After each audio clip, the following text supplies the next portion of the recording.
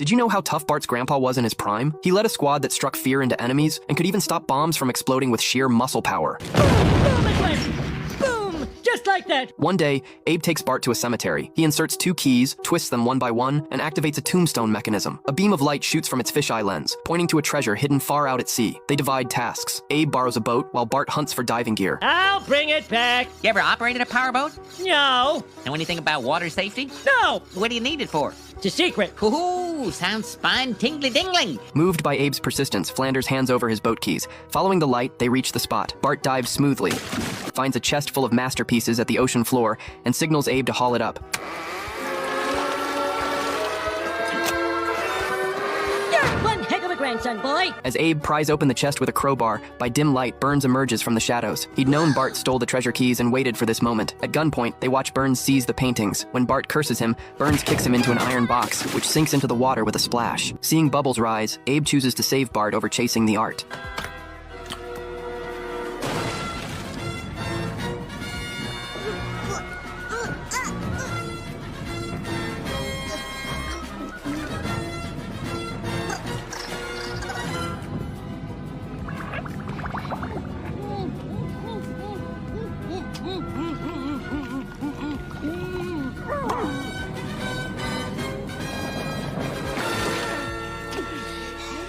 They race after Burns. Smithers spots them through a telescope. Now they'll have to take some weight off the boat. It's been an honor to serve you, sir. To close the distance, Abe takes a javelin to the stern of the other ship. After some tugging and pulling, he manages to get aboard, and he's wrestling with Burns. Abe wins the game by a landslide, in view of Burns' despicable behavior. Abe removed him from the army as a superior officer. This meant that Burns was disqualified from owning the treasure. Just then, a group of agents surrounded them. They claimed to have been searching for the artifacts for a long time. To avoid international conflict, they were going to hand it over to the descendants of the rightful owner. I guess he deserves it more than I do. Ocean Park, many people want to interact with the dolphin Snorky. Lisa notices Snorky seems uncomfortable. Just then, the PA announces the lobster pool is being heated, and anyone wanting lobster should come quickly. Before Lisa can speak to Snorky, it leaves the pool and swims into a back channel. Lisa realizes Snorky wants to return to its pod. Seeing Snorky's pitiful state, Lisa ignores warnings, climbs a wall, and opens the gate. Go on! Swim to freedom! Go! Snorky rejoins its pod, but surprisingly, Snorky is the king of the dolphins. It summons all dolphins to prepare for revenge. That night, Lenny is drinking, unaware danger is approaching. Dolphins attack him. The police chief examines Lenny's body and senses something serious. He suggests warning people to stay away from the beach recently. By now, dolphins are ready to attack Springfield. At Snorky's command, all dolphins stand upright and walk on their tails. Kent is broadcasting news about dolphin attacks, when his cameraman is kidnapped by dolphins demanding he stop the live feed. Kent quickly switches to speaking in low frequencies, thinking dolphins can't hear them. Ow! The mayor convenes an emergency meeting. As everyone tenses up, the sound of Willie cleaning. Windows interrupts the mayor. Willie, must you do that now? Dolphins suddenly smash through windows, knock guns from police hands with their tails. Snorky bursts in and mounts the podium. Everyone assumes it can't speak human language. Snorky! Talk! Man! I'm sorry, let me start over.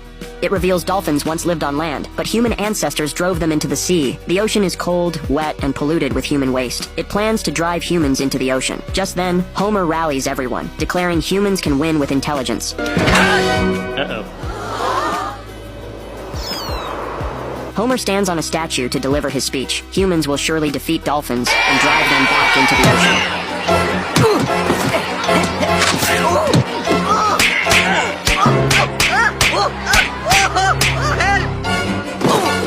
If I could just move, this is really not move. You're hurting my Frank was abandoned by his parents when he was 4 years old. He grew up working as a child laborer to survive. He worked part-time as an errand boy, making deliveries for other people. But when Frank was 18 years old, he was injured in an explosion and hospitalized, but he didn't give in to fate. Instead, he spent the time recovering from his injuries to resume his studies. After he was released from the hospital, he studied on his own to complete his community college exams. He got his certificate as a nuclear engineer. When Burns saw Frank's story, he was touched by his perseverance. He immediately asked Smith to bring him back, and that's how poor Frank fell into the abyss of the devil. A few days later, when he was invited to the nuclear power plant, Burns had forgotten about him. He had seen on TV that a pig had survived the earthquake for a month, so he decided to make the pig the CEO. Frank was given a random position. Coincidentally, his office was next to Homer's. During his lunch break, Frank realized his lunchbox was missing. After searching around, he realized that Homer had eaten it. He's angry, but he can't help it. But when it was time to go to work, Frank realized that his pencil was gone. He went to Homer's office. Homer had eaten all the pencils like they were sugar cane. Frank was angry, but he didn't dare get angry, so he took it out on the job. Then Homer's safety officer's post went into alarm. Frank was horrified to see the possibility of a serious accident at the plant, but Homer, with his experience, didn't panic. He grabbed a bucket of water and easily solved the alarmed machine. Lunchtime, Homer picked up the concentrated sulfuric acid and was about to drink it. Frank slapped him in the face. He saved Homer's life, but at the same time, the entire wall was corroded by the acid. Burns was furious. He called Frank into his office and scolded him, and docked his pay for 3 months. Frank was furious. He went to Homer and told him he was done with him. Homer was a little sad. He didn't have many friends. So when he got home, he rushed Marge to prepare a fancy dinner party. He wanted to apologize by inviting Frank to dinner. A short time later, Frank appeared at the door with a tired face. Homer invited him in and introduced him to his family. Baby, my daughter Lisa, IQ 156. Hi. See? And my son Bart, he owns a factory downtown. Frank couldn't stand it anymore. He had worked so hard, but he wasn't even 1/10 as good as Homer, the loser. When he saw the pictures on the wall, he was even more surprised. Homer not only had his picture taken with the president, he was an astronaut in space. Frank was furious. He thought Homer didn't deserve this life. His very existence was the biggest blow to people like Frank, who were trying to make a living. Homer was a little upset. Is this the kind of crap that people think he is? It was nice meeting you. Know who Bart learned his pranks from? Yo, Bart dude, can I get a ride to the food court? Hop on. This day, as Homer is about to get out of his car at the mall, he happens to encounter a car looking for a parking spot, so he decides to prank the car behind him. Marge is completely exasperated by this. Homer starts fixing his hair and pulls out a map, pretending to look at it. The man waits for his opportunity, but unexpectedly, Homer begins applying eyeliner. The man can't help but approach and ask about it. Leaving? Why on earth would you think that?